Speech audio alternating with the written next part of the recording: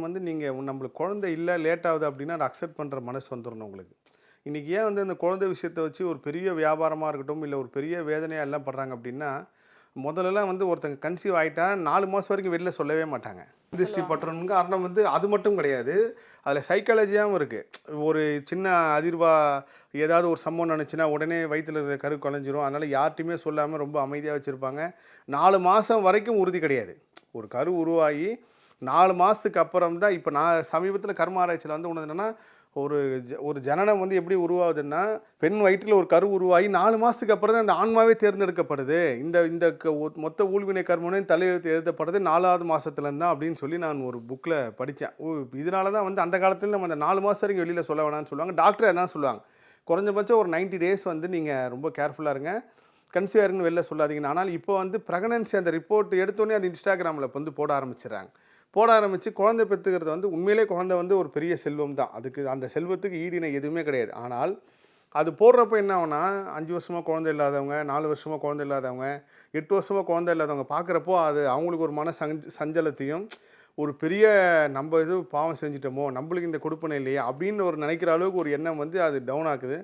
அதே மாதிரி இந்த இந்த வீடியோ போகிறவங்களும் நான் சொல்கிறது என்னென்னா, இது வந்து கொண்டாட வேண்டிய விஷயம் தான். ஆனால் இதை உங்கள் ஃபேமிலிக்குள்ளே மட்டும் தெரியப்படுத்தி கொண்டாடுறது நல்லது. அது நீங்கள் பொதுவெளியில் போடுறப்போ 100 பேர் பார்க்குறாங்கன்னா, அதில் ஒரு 30% வந்து கண்டிப்பாக குழந்தை இல்லாதவங்க பார்க்குறப்போ அவங்களுக்கு ஒரு பெரிய மனக்கலக்கத்தையும், ஒரு ஏக்கத்தையும் கொடுக்கும். அதுக்கு நீங்களும் ஒரு காரணம் ஆகிடாதீங்க. இன்னைக்கு கர்மா எந்த வழியிலனாலும் வருங்கம்மா. சோஷியல் மீடியா மூலயமாவும் நீங்கள் ஒளி மற்றும் ஒளி மூலயமா தான் அந்த பிரபஞ்சம் செயல்படுது. நம்ம ஒரு ஒரு ரொம்ப சோகமான ஒரு சூழ்நிலை இருக்கிறப்போ இன்ஸ்டாகிராம்லேயோ இல்லை ஃபேஸ்புக்லேயோ போகிறப்போ முருகரோட வாசகம் வருது. கலங்காதே மகனே உன்னை நான் காப்பாற்றுவேன். அப்போ எப்படி அது உங்களுக்கு சிங்க் ஆகுதோ அந்த மாதிரி தான் இதுவும். அதனால் அந்த மாதிரி விஷயங்களை தவிர்த்துடணும். அதே மாதிரி வேலை இல்லைன்றது வந்து ஒரு பெரிய ஏக்கமாக கருதுகிறாங்க.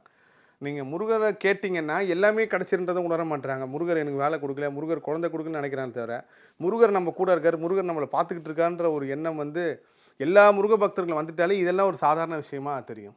இந்த கலியுகோட நியதியே என்னென்னா, பிரபஞ்சத்தோட விதி என்னென்னா, நீங்கள் எதை நினச்சி இயங்குறீங்களோ அது உங்களுக்கு கிடைக்காது. எதை வேணான்னு சொல்கிறீங்களோ அது உங்களுக்கு கிடைக்கும். அது பணமாக இருக்கட்டும், பொருளாக இருக்கட்டும், எதாக இருக்கட்டும். இதோட அப்படியே இன்னொரு பக்கம் நீங்கள் போனீங்கன்னா ஈர்ப்பு விதின்னு சொல்லுவாங்க, மேனிஃபெஸ்டேஷன் சொல்லுவாங்க. நீங்கள் எதை நினச்சிங்களோ ஸோ நீங்கள் நினைக்கணுமே தவிர இயங்கக்கூடாது. இந்த ரெண்டுத்துக்குள்ள வேறுபாடு இதுதான். நம்மளுக்கு குழந்தை இருக்குது அப்படின்னு நீங்கள் நம்பிட்டு அப்படியே விட்டுணுமே தவிர, ஐயோ நம்மளுக்கு குழந்தை இல்லையே, நம்ம என்ன பாவம் பண்ணன்னு தெரியலையே அப்படின்னு நீங்கள் இயங்கவே கூடாது. அதுக்கு உண்டான முயற்சி எடுங்க, அதுக்கு உண்டான மருத்துவரை பாருங்கள். ஓகே ரைட், எப்போ கிடைக்குமோ அப்போ கிடைக்கட்டும்னு சொல்லி இப்போ நான் சமீபமாக